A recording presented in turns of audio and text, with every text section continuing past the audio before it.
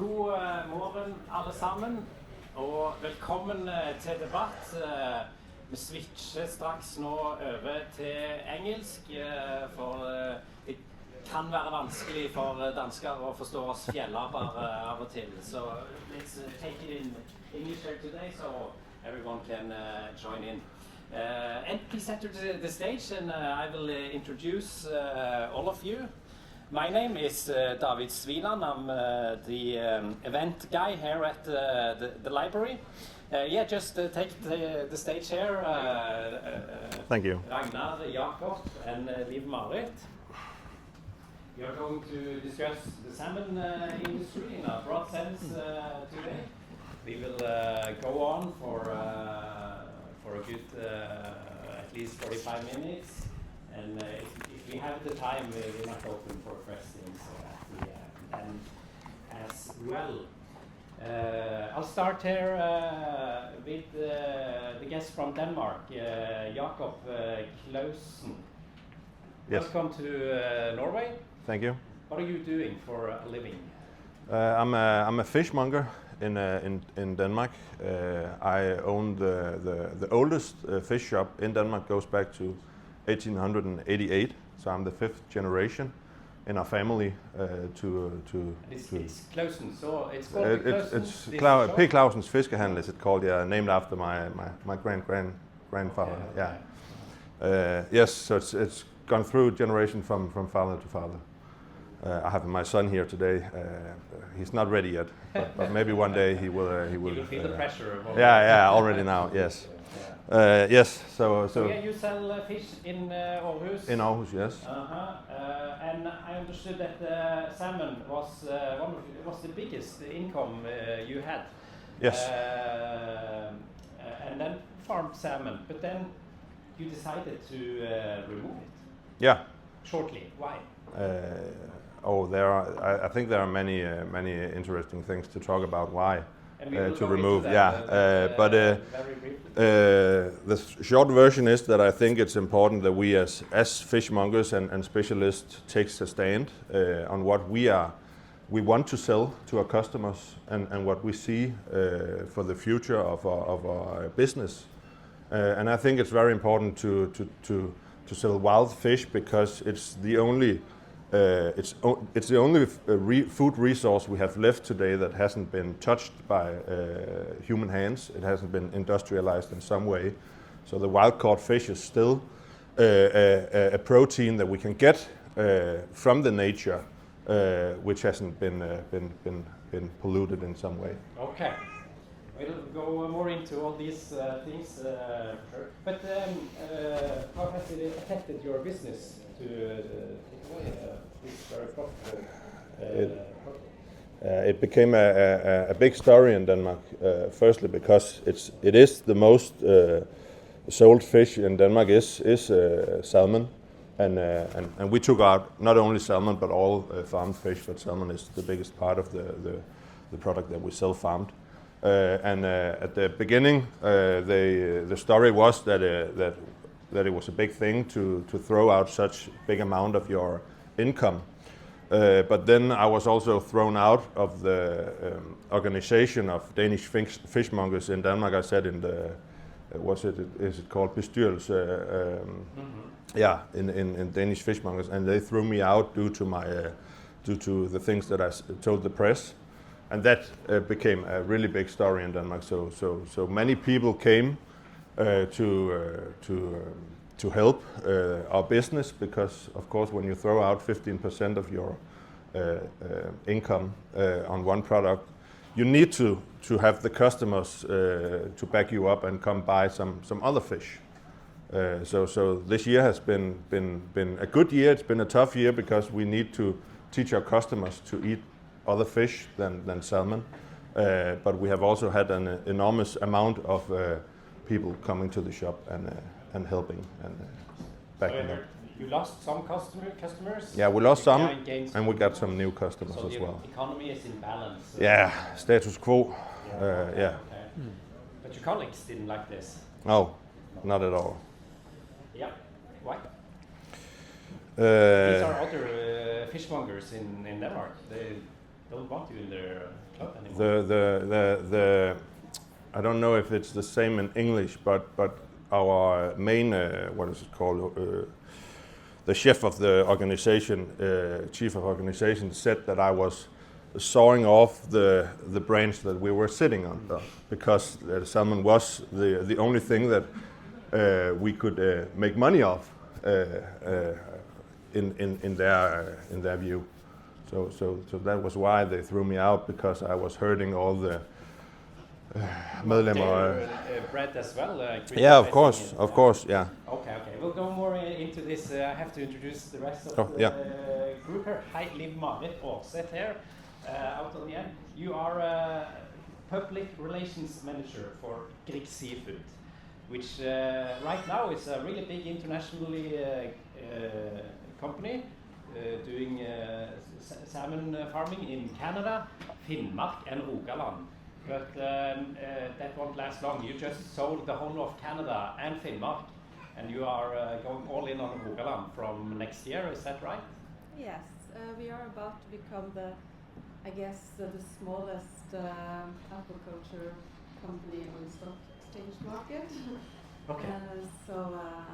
And we will only be here in Rogaland, where we have our main headquarters as well. Why are you selling in Canada and going for Rogaland?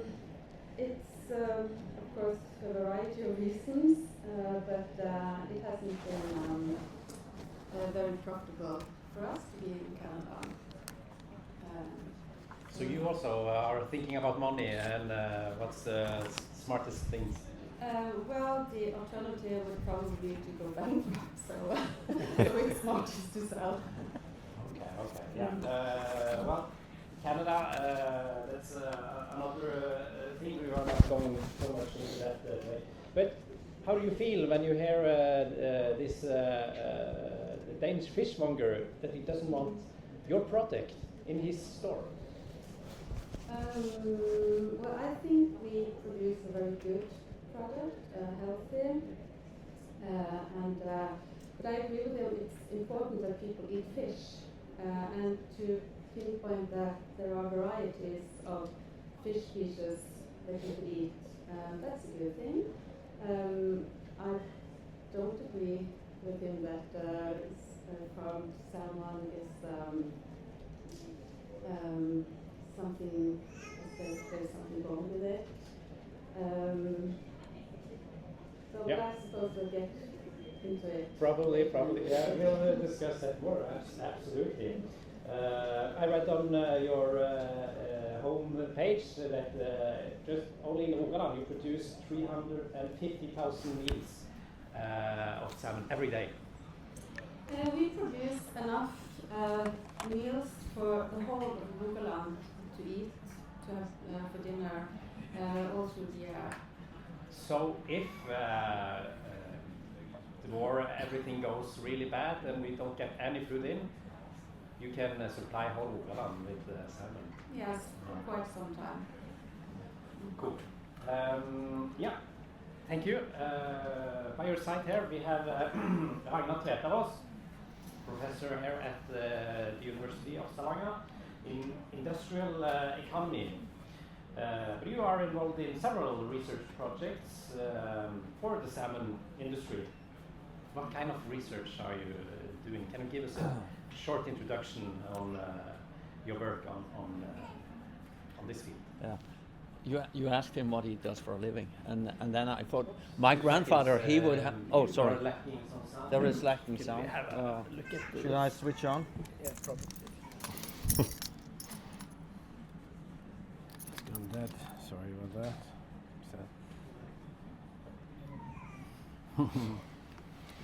Is it okay? No, There we are. yeah, That's better. No, I was thinking when you asked him and he answered, I was thinking my grandfather he could relate to you because he was a small scale fisherman, and he after I became professor he was 90 years old. He lay in the bed and he said, Ragnar, you never got a real job. But he would have related to your job.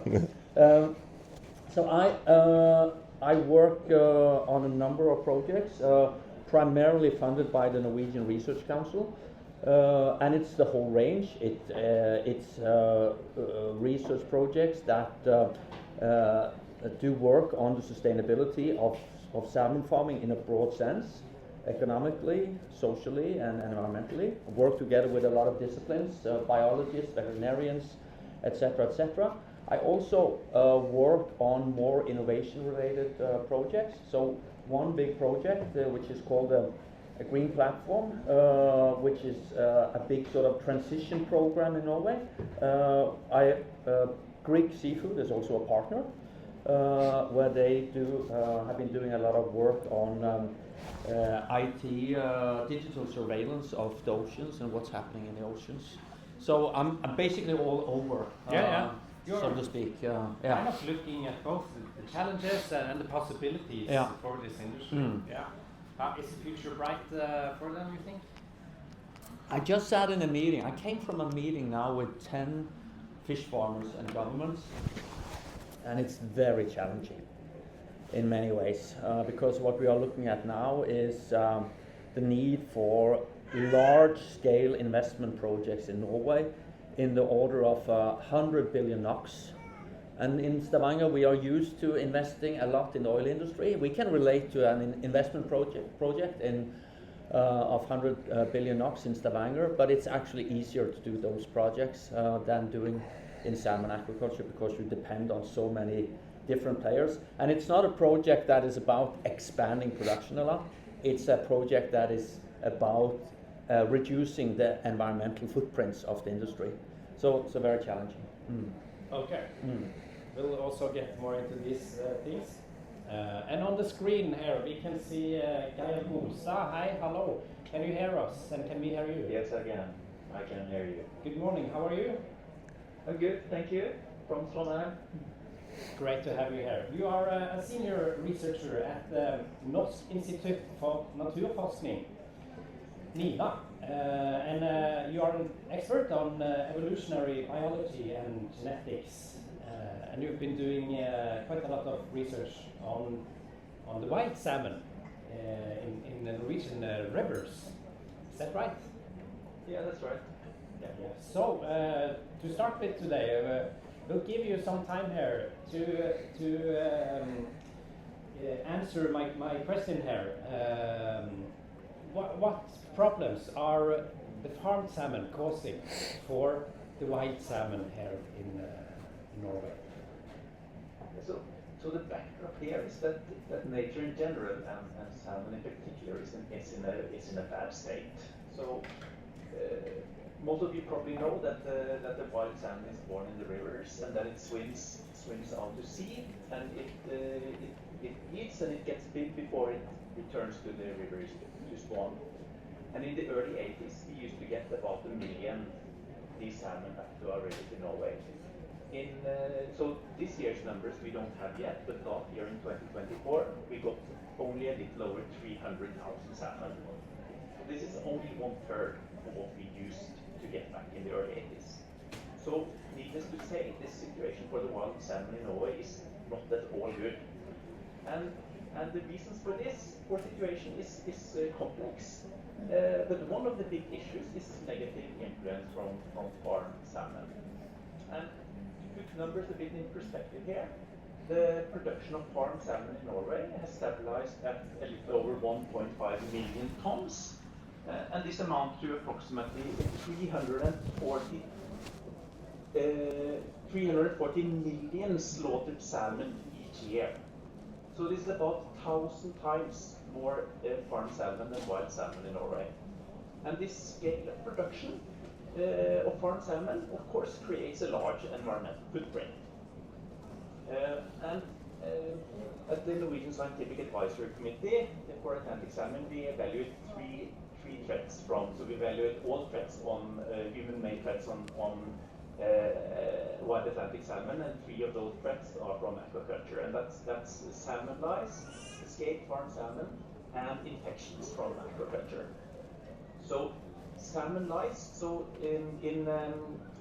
is considered the most severe human threat. So aquaculture-produced salmon lice considered the most severe threat against farmed wild salmon in Norway.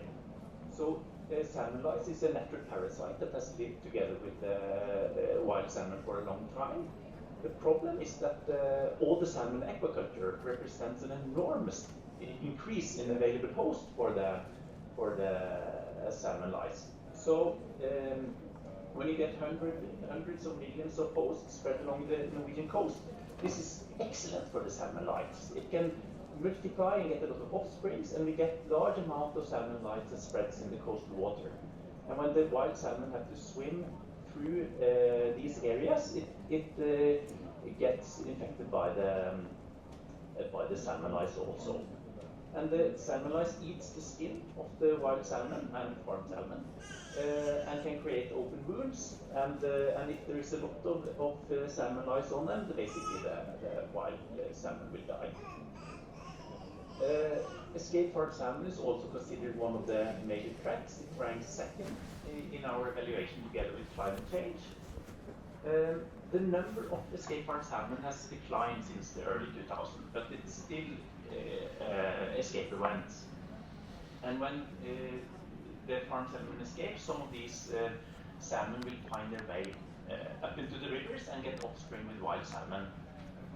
So when we go out and try to measure genetically how many of the population that are influenced by farm salmon genetics, we find that 2/3 are influenced. So only 1/3 of the Norwegian population that we checks are not influenced.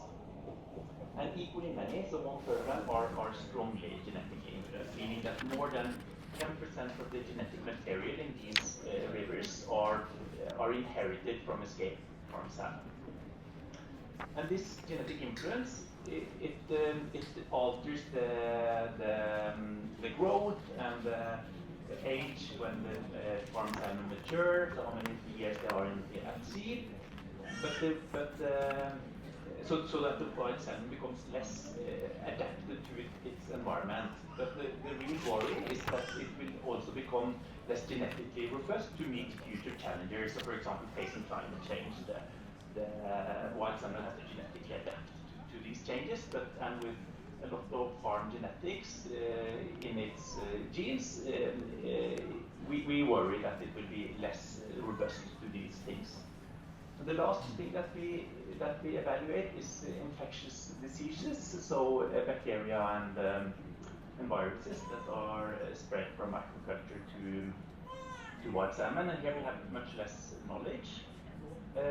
But it's quite clear that the large amount of farm salmon create this potential reservoir of infectious bacteria and viruses that can, in the same way as salmon lice, can spread to the wild salmon when it migrates past these areas. Thank you. Thank you very much, Geir. That was some insights from your field. We'll continue to talk here, and you can follow us along here. I'll start with you, Liv Marit. How do Grieg Seafood justify operating farms when you hear how threatened our wild salmon are, partly because of farmed salmon?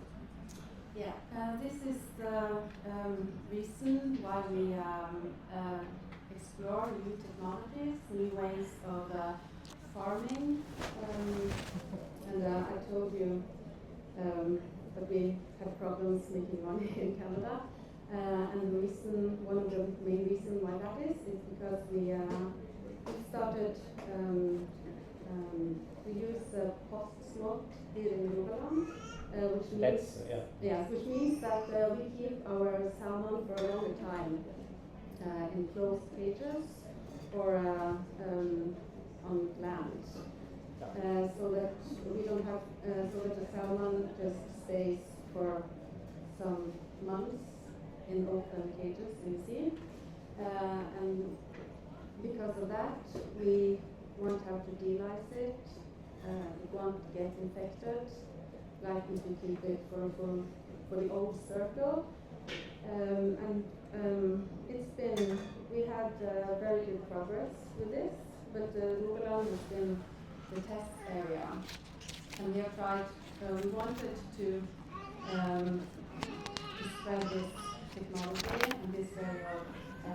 farming to the other regions, and it's very expensive. So now we have decided that we want to do more of it here in Norge and just let someone else.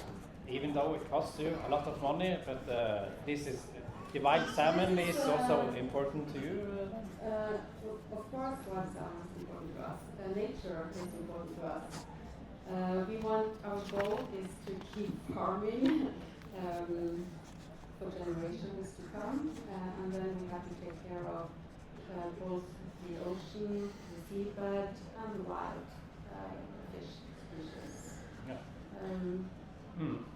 We can continue here a bit. Jakob, you had a taste of wild salmon. Was it on Friday? Yes. You don't eat farm salmon, but when you get a hold of some wild salmon, you eat it. Yeah. Is it different than? I think it is. The wild salmon is way less fattier than the farm salmon is, because the wild salmon doesn't get fed lots of oily materials in their feed pellets, and they have more kilometers to swim on, so that they use more body energy and are less fattier than farm salmon. How did you get a hold of? It was one of my customers came by with it. He caught it in one of the Danish rivers and has smoked it himself, and he came by with it as a present for me.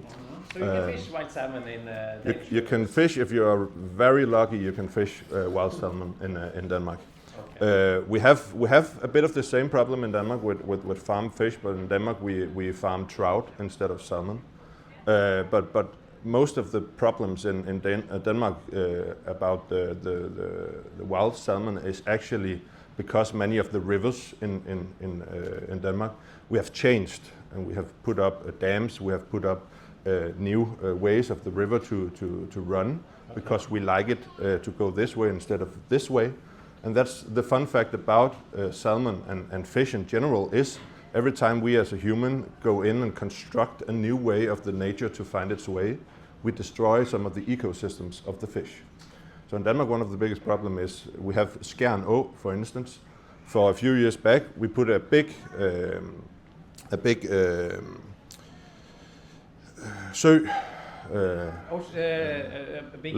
lake, yes, close to the riverbank. And when the rain came, the river started to make a new run into the lake. And all of the small salmon, when the salmon came from saltwater and back to the river, and they lay their eggs, when they go back to the ocean again, they, with the stream, ended up in the lake and was eaten by birds or other predators in the ocean. So we have a big fall of the amount of wild salmon in Skjern Å due to that. Mm-hmm. So it's very important to understand that every time we do something, when we change the way the ocean, quality of the water, the amount of lice in the waters, the lakes, how they run, we change the ecosystem of the fish. And when we do that, the fish, we lose a lot of the fish. That's one of the parts. We also have a big problem with the amount of nitrogen and phosphor in our oceans in Denmark coming from farmed trout. But I think it's also important to look. I think it's very important to look at the whole picture. As I see it, it's many people think that it's a way of finding out how we can industrialize our food in a way that are best. I'm on the other side, where I said I don't think we need to industrialize food. I think we need to be better to use the natural resources that we have. We have a plant-based movement all over the world. It doesn't mean that we only need to put beans on our plate, but it means that we need to go back to the point where we put less protein on the plate, because it's what the nature can give us, and a bit more of the plant-based on the side. So we need to be better to use the natural resources that we have, other than to produce just food for our stomachs on the account of the nature and on account of the animal and on account of our health and lives. I think there are many more. I understand why it's the wild salmon in Norway that are very important to talk about, because it's like the national fish of Norway. In Denmark we have cod. We always talk about cod when we look at the ocean and tells about how terrible it is. We always take a look at how many cods do we have in our ocean. But there are also many other things that have an impact on our nature and on our oceans and on our fish than just the wild salmon. Because if we look at Denmark, for instance, we have 60% of the whole land is for production of farming. 60% of our land is farming. 80% of the 60% farmed land is agriculture to produce wheat, rapeseed, and sunflower oil. All of these three things are produced to make food in Denmark for pigs. We have a big pig production, but also for the the farmed fish that we have all around the world.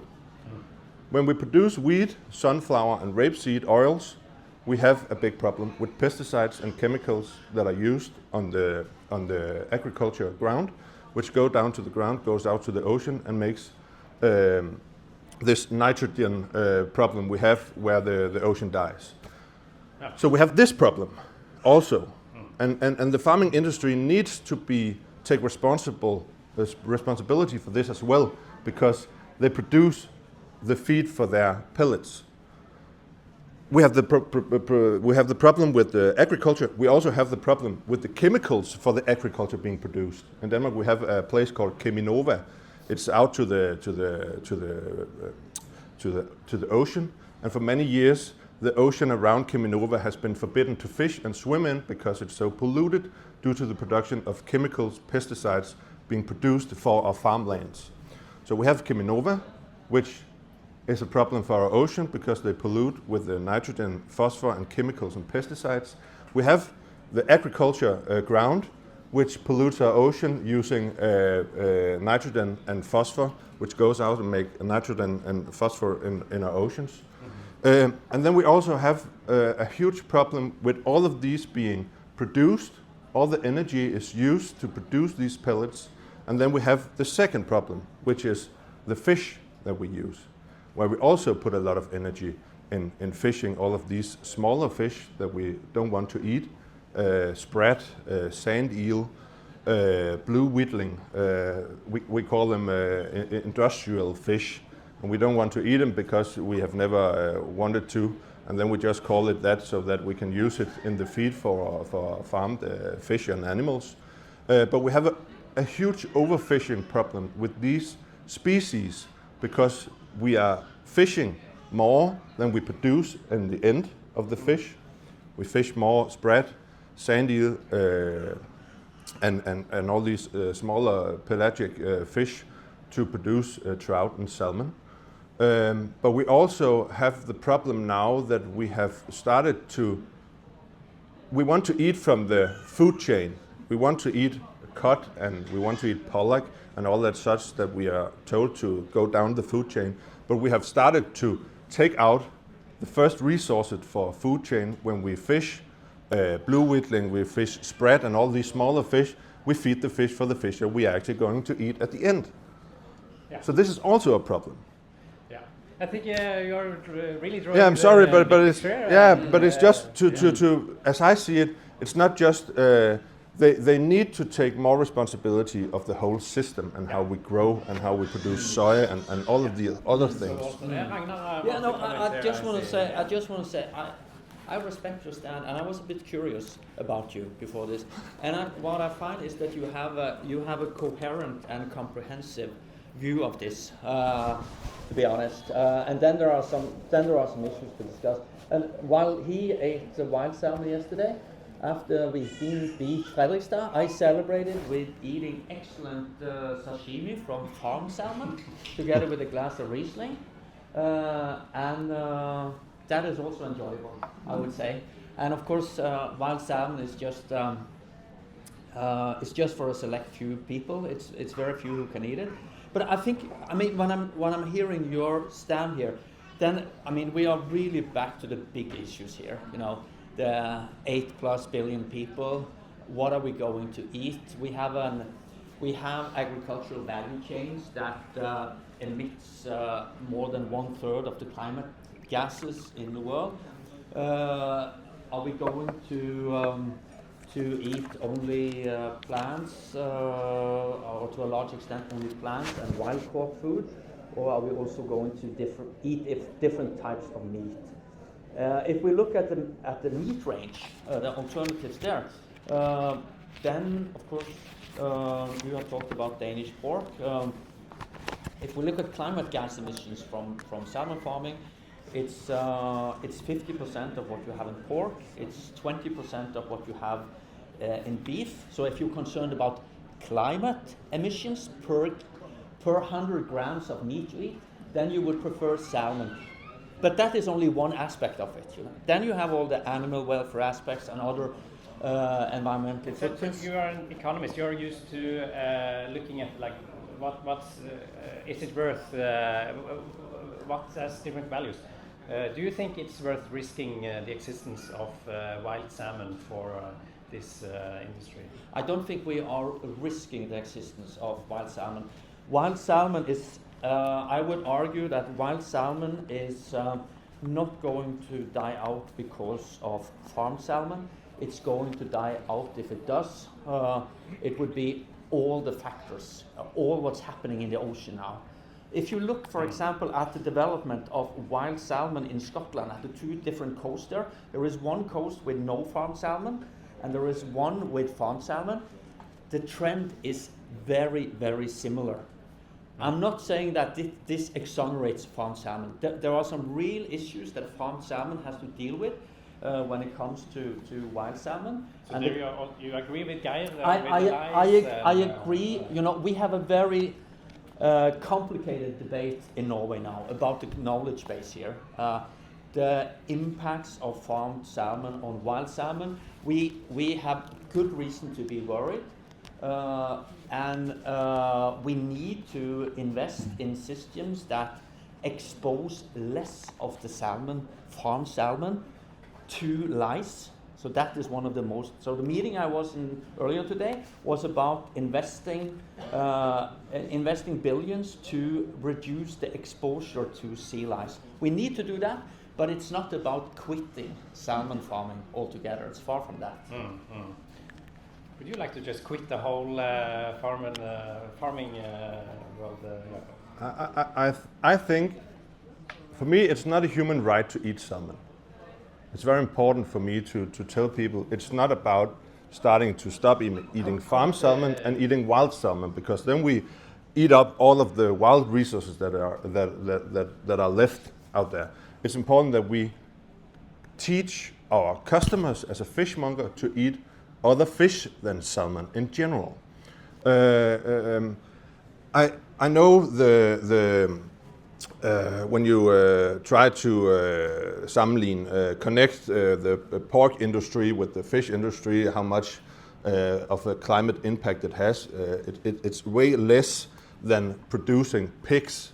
But why are we looking at that chart when we have over at the wild fisheries, we have a fish boat that goes out to the ocean, catch fish, goes back to the harbor, sells fish. It's not even in the chart, because when we look at the chart, we look at industrialized food and how much an impact it has on the environment. Yeah, why do you want to compare it to the bad guys? Yeah, so industry, the question we have to ask: are we going? We agree that seafood is a good alternative to other alternatives, and then the question is: will there be sufficient seafood from fisheries? And depending on how much you say per capita in the world should have, there is generally not enough seafood available from the fisheries, and it's going down, unfortunately, because of climate. We see now, for example, that the cod fisheries in Norway is under pressure. I hope it's just temporary, but it might be climate changes that are depressing the stocks and future catches of wild caught for a long future, and that might also be the case for other species.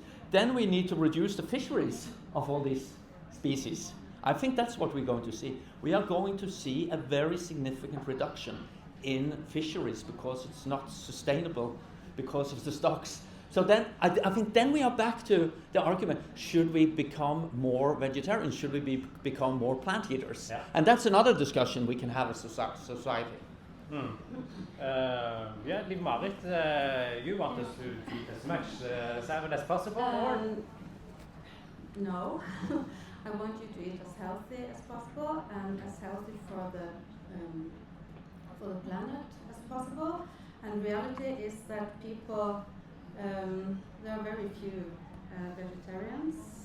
There should be more, I think, for the planet's sake and for our health. But reality is that people want to eat animal proteins. And as Ragnar says, then I think it's better that we eat fish proteins, and there's not enough wild seafood, and it's not right to eat seafood, of course, and fish, but people want to eat it, and that's the reality. So then I think it's better that they eat farmed fish. Because the salmon is 75% vegetarian. And then we get over to the feeding, as you talked about. I agree with you.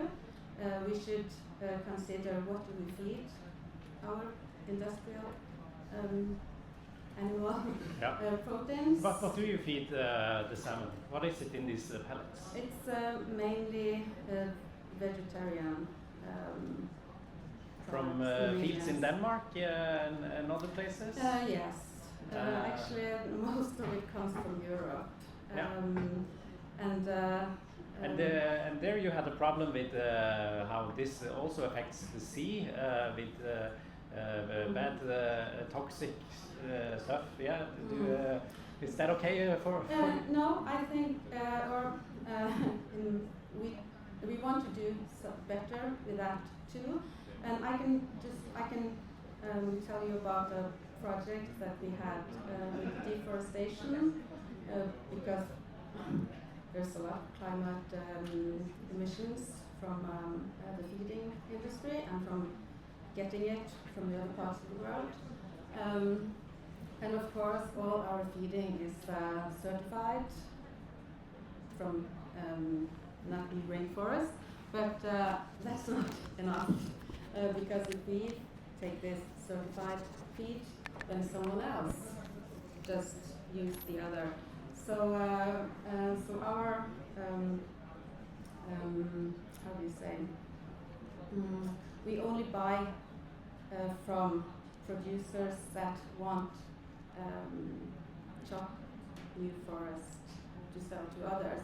So that's our small way of taking more responsibility back in the feeding. Yeah. There are also some white fish in these pellets, Yes.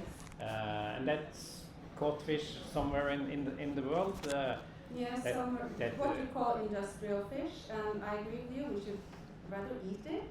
Right, where it is, because this could be a fish in Africa that could have been grilled and eaten there, but instead it's you fly it to. But mainly it won't be eaten by people. This fish oil and fish meal. No, okay. Yeah, they have tried several times. You know, with the Laksegate, etc.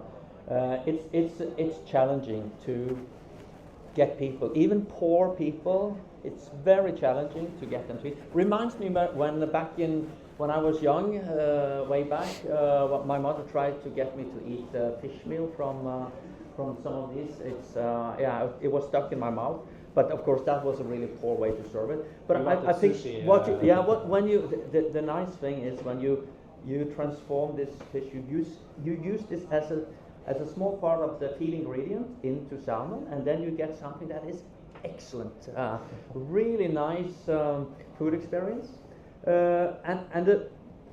If we had had one of these feed companies here from the salmon industry, Skretting, which is located just a few kilometers from here, they are They are very professional in their sourcing. They only source from sustainable fisheries, certified sustainable fisheries. They have now expressed a great concern from the fisheries that are going on here in the North Sea basin that are used for feed ingredients, and they are saying we cannot use these ingredients anymore for farm fish because it's not sustainable. So I think if we want to have a serious discussion about issues related to feed, then there is actually something we can learn from the feed producers too, because they are the most professional and most educated when it comes to sourcing. Can I ask when it's right that right now spread and actually also mackerel in the North Sea ocean is at a state right now where they are warning against catching. But when we don't have any more spread here in the North Sea, where do we go to catch the next fish? Yeah. Do we go down to Africa, for instance, and catch blue whitling, which has been made many stories about, that local people who has lived on this resource that we are too fine here up north to eat, can't catch anymore because we have fished too many of the stocks down there to produce fish meal. I like that you said that you were served fish meal as a kid, the meal. Why wasn't you just served as bread? Yeah. Yeah. If you go to Spain and you go to Portugal, it's a big. They have good wine, but you also go there for the fish, canned fish, sardines. They have used sardines. If you go to Holland, they use actually spread as a national dish because they have taken in this fish and used this as a protein. We can do the same up here north, but we don't want to because we like salmon more. That's the problem, because we have come to a point where we accept that we just do what we want instead of we do what's necessary. Because if we do what's necessary, then we stop eating all salmon, but we eat spread and sand eel instead. We have herring. Herring has been a big resource for Norway and Denmark and Sweden for many years. We don't eat it anymore because we don't like the smell, we don't like the bones. We will like the salmon better because it's easy to cook and it has no bones in it and such. We've come to a point where we are so spoiled in our food habits that we keep on going for disaster instead of stopping up and changing our habits. Liv-Marit. I agree with you in so many ways. We are spoiled and we just grasp to ourselves all the resources in the world. But I also think that we can produce salmon and other farmed seafood in a sustainable way. Do you agree that you are participating in like flattening the culture for fish, making it more difficult because we are kind of spoiled with boneless, easy fish? No, I think we are widening it, getting children to eat more fish because most children like salmon, and if you can start with salmon, you can explore other fish meals. So I think it's a part of a varied, healthy way of eating. People should eat more fish. Yep. Yeah, I think it's a real challenge you're pointing out here, and I also agree that we have never had a more sort of sophisticated seafood eating culture than we have today. We eat much more different seafood prepared in different ways than we used to do before. Referring back to my grandfather, he said, we had two meals when I grew up. It was herring and potatoes one day, and potatoes and herring the other day. That's probably the same saying in Denmark, and it has evolved since then. But I think it's a major practical challenge to get people to eat these fish species that is sort of low in the food chain of the fish It has been tried. I mean, this would be a huge educational project for society, for government, and a lot of transformation that go beyond what I'm able to think out right now. So that's another challenge. You asked about, you know, when we ruin the fisheries in the North Sea, which Skretting, the food supplier, says we don't accept that. We are not going to source from that. So are they going down to Morocco? And then the thing is, they must have the same standards everywhere. If it's not sustainable, and that could also be not socially sustainable, then you cannot just go for Morocco. And I think maybe that is, when it comes to salmon farming, the big constraint on the growth of salmon farming is the sourcing of seed of fish to be used for fish oil and fish meal. That's the scarce resource. So unless the salmon is going to become 100% vegetarian, that is probably one of the factors that is going to slow the growth and lead to stagnation in salmon farming. Looks like Jakob here has something on his heart. But the fishery in the North Sea was sustainable and certified until now, where there are not so many fish left.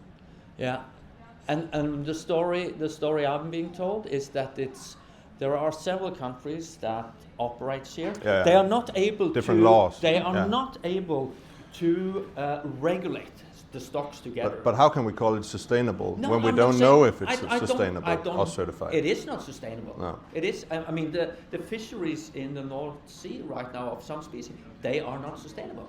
That's just the way it is.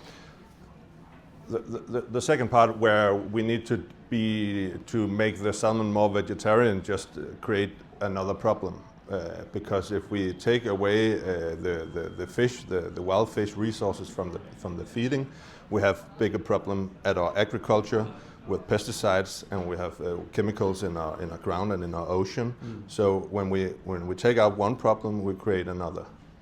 You are caught between a rock and a hard place. Anyway, we can agree on that. And of course, then it's about are we able to produce these? We can ask, is it natural to eat a vegetarian salmon? That's one question. Another question is, okay, how do we ensure that the resources that we use from terrestrial agriculture, that they are sustainable? And again, it's back to having proper mechanisms like you talked about. But I just think that is one of the big constraints for aquaculture. It's the raw materials that we are going to use in the feed. Let's have a look at the future here. I think that's the time for it. Agnar, you want to go big. Here I have a quote I found in an interview with you. This is your words, translated to English. Offshore aquaculture has the potential to be a solution for more sustainable global food production and to create billions in value for Norway. So we can go even bigger. How is this possible? No, it is possible, given that we are able to satisfy the sustainability standards in different dimensions. And in offshore aquaculture, then we have to do it step by step. It's not like we are going to because this is talk about moving it from the fjords out in the sea. And then we first need to demonstrate on pilot scale that we are able to do this in a way that is safe for the fish, for the environment, and for humans. So I'm thinking this is a step by step. Okay. Yeah. But what we are planning here, Jakob, this is to combine the oil industry with the salmon farming industry. How do you feel about this? I think I would like to tell actually the story that was the push for me in boycotting farmed fish. Yeah, I think it is in some way. Yeah, I went to Bergen last year with the Association of Danish Fishmongers, and we went to see a farm in Norway. And we were told how they produce, and actually when I came in land, I was actually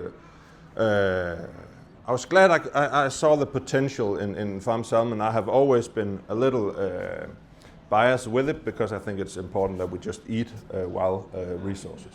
But then we visited a Leroy in Bergen and saw their production. And I asked him, when we have had the guided tour, I asked him why they didn't have any wild caught fish. It was all farmed. The halibut was farmed, the cod was farmed, the turbot was farmed. Yeah. And he told me that it was very hard to get a supplier of wild caught fish around Bergen because he used pollock as an example. If you have a pollock, which is a cod-like fish, when they catch it around the fjords in Norway, around the farms, and they cut it up, and when the fish, in Danish it's called dødstivhed, it's when the fish is killed, it gets all stiff, and when it's laid for a few hours or days, it takes off. And when it took off, the fillets of the pollock was so oily and so fatty that it melted through his fingers. And I asked him, why is that? That is because the seabed in the fjords have pellets laying around from aquaculture. The fish pellets that the salmon doesn't eat ends up on the bottom of the ocean. And it's easier for a fish to go to the buffet than to go out and eat the fish that swims away. Mm-hmm. So he says that because pollock eats all of these pellets that are so filled with rapeseed and soy protein and sunflower oil and all this stuff, it destroys the body of the fish, so that when you slice it up, it's not eatable. So if you take the farm fish away from the fjords and put it out in the ocean, where we have many more of these fish, you create another buffet at the bottom of the ocean for cod and for all of the other fish that I rely on in my shop. Yeah, it doesn't sound like a really great plan, Agnar. No, so this is one of the sort of local sustainability problems, is what you're pointing to, and this is a real local problem. And is it going to disappear when it's in a bigger scale? So the question is, how do you? Now we're going into technical issues, like for example in inshore farming now, the industry has to invest in more closed systems that also collect more of the feed that is going out, which is a difficult exercise. And I think that we just need to invest in systems that are more closed and able to collect more of this.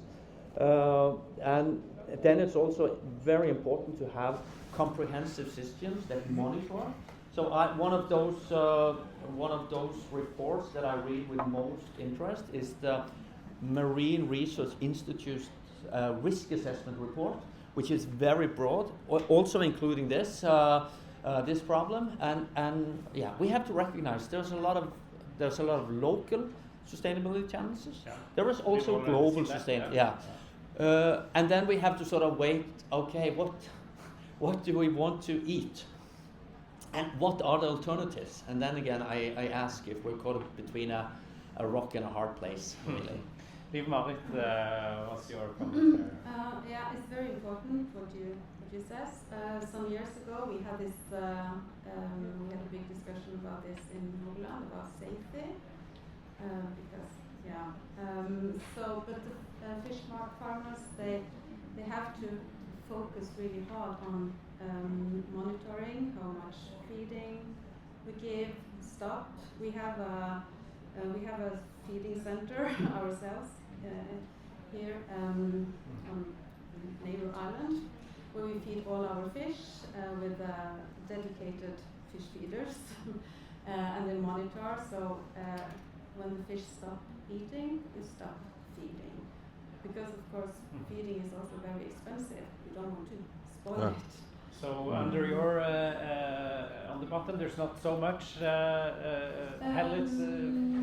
Not much pellets, I think, but of course there will be feces and nutrients, of course, out in the in the ocean. But that's not the problem you're talking about, I think. We are not finished yet, but we are quite close. And Geir, you've been listening to this all the time. Are you still there, following us? Yeah, I'm still here. Do you have any comments? Is there anything you have noticed or reacted on? Yeah, I can comment on this. What will cause the extinction of wild salmon? So luckily we are not there yet, but the trajectory is really wrong. And I forgot the name, but the economist amongst you pointed out that it's also negative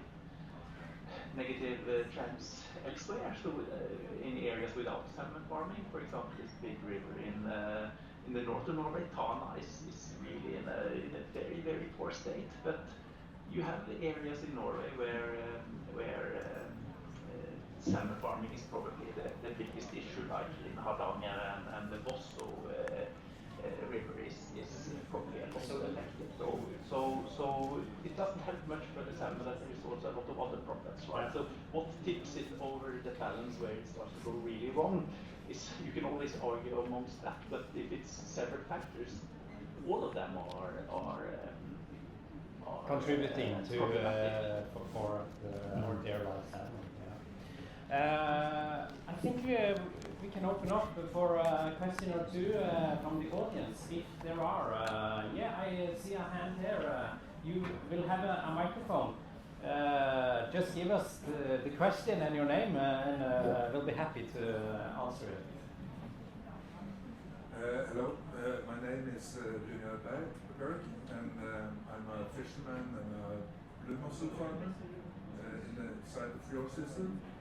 And I have a question for Grieg. You said that in the bottom sediments you have a lot of nutrients, but you also have a lot of heavy metals and pesticides from the use of anti-fouling paints on your nets. Yeah, you're shaking your head, but I'm your neighbor out there, so I know you're using copper for many years, and now you changed to something else. Can you tell us what kind of pesticide you are using on your, or what kind of anti-fouling paint you now are using on your nets? We're not using any chemicals now because we have very short life cycles in the sea. So are you telling me that the yellow paint that you have on your nets is not any poisonous species? Yes. Okay, then I would like you to send me the data sheets of that, because you've been letting out copper for 20 years on this location in the fjord.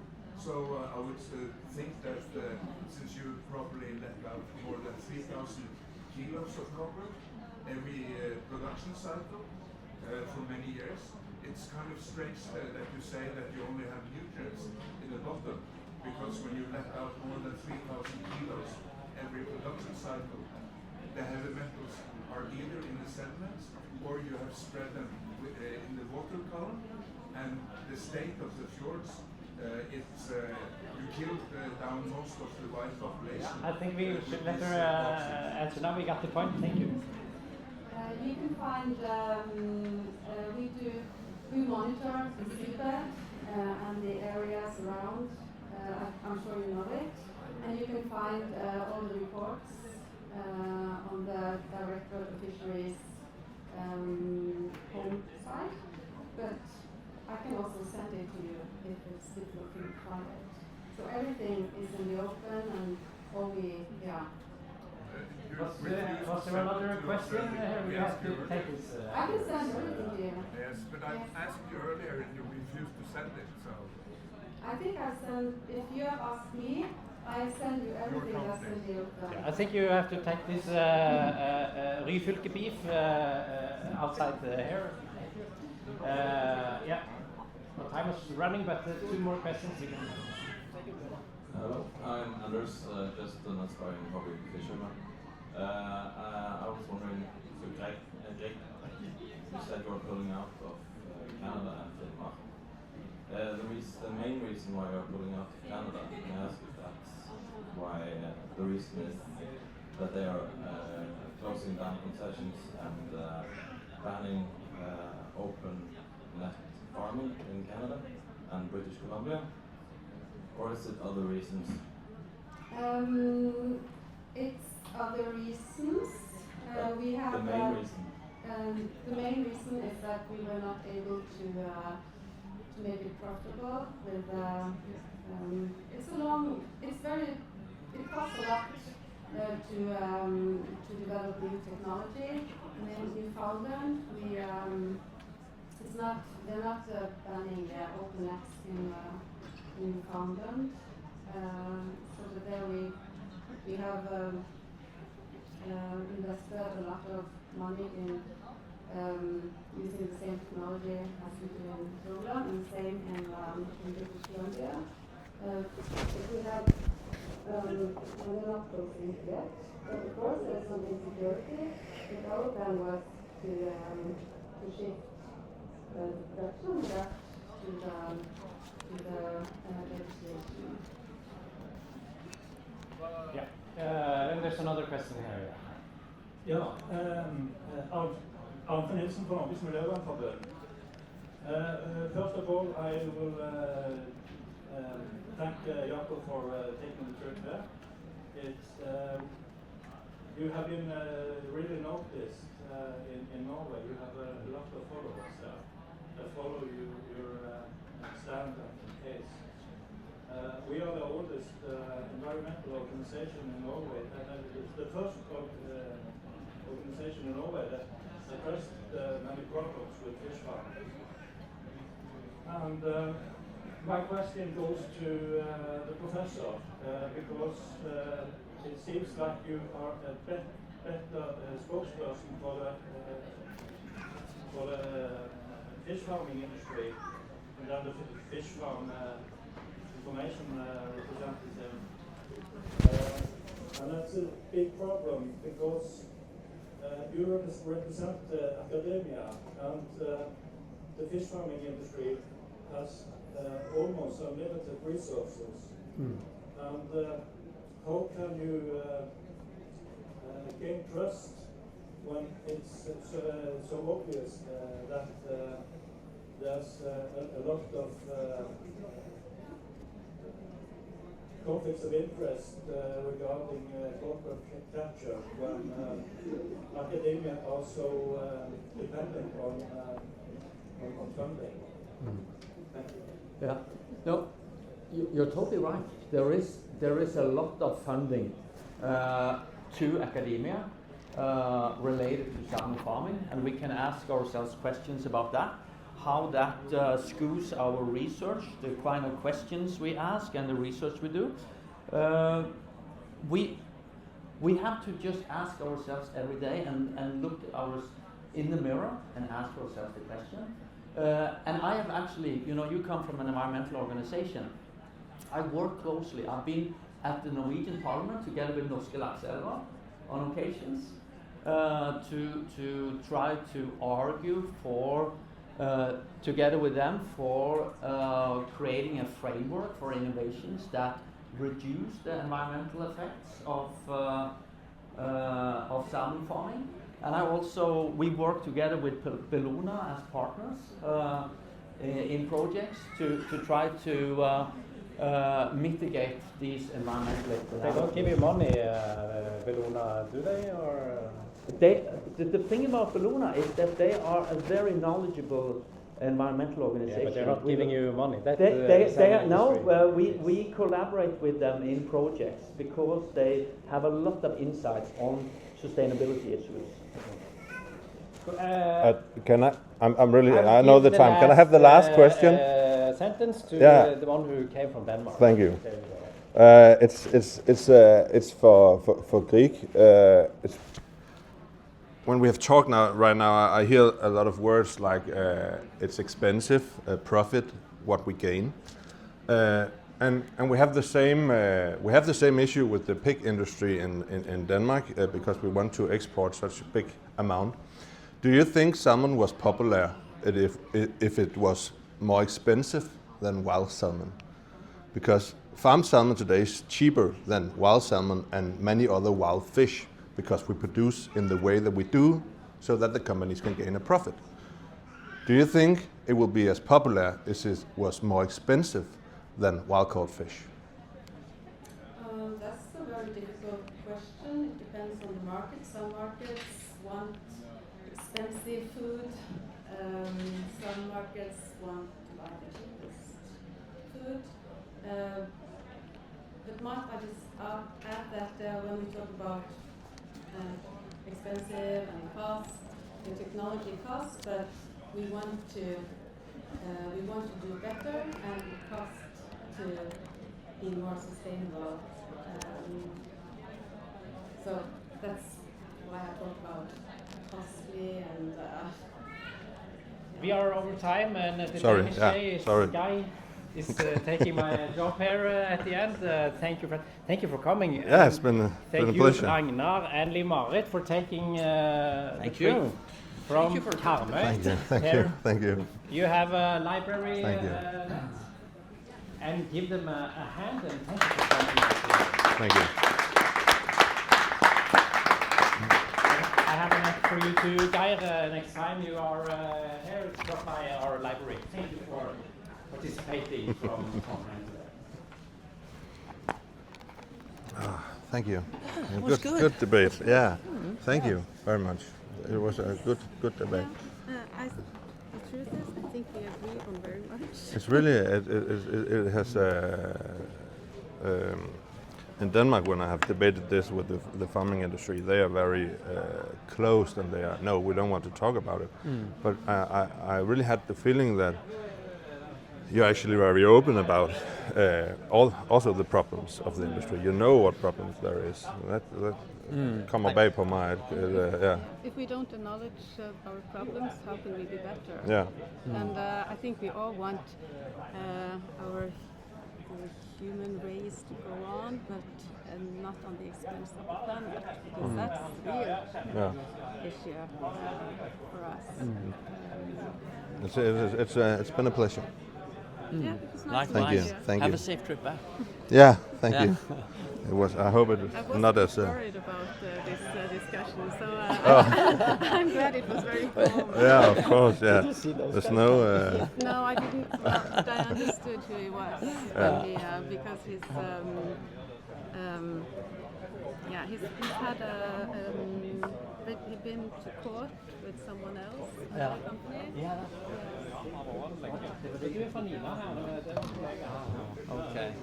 But you got an example now of sort of local conflicts here. Yeah, I see it. Yeah, we have the same conflict in Denmark with especially the lystfiskere in Denmark versus the farming of trouts. But I wish we all could be more vegetarian, actually. Yeah, would be better for the planet. Yeah. But people are very selfish. Yes. And we want to eat what we want to eat. Yeah, exactly. Okay. Thank you. We did a fair job here. Yeah, Didn't we? yeah, we did. I think so. Thank you.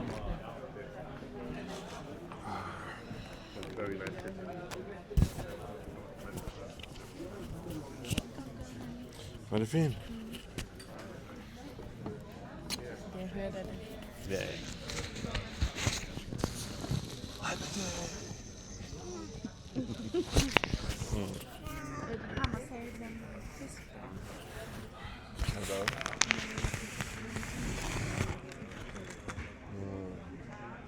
Fiskerne der. Nej, vi sidder bare i bilen, jo, der er jo mega koldt. I put it on the table, yeah. Perfect. Thank you so much. Very good. I hope it was okay. Yeah. Yeah, it was perfect. Too bad.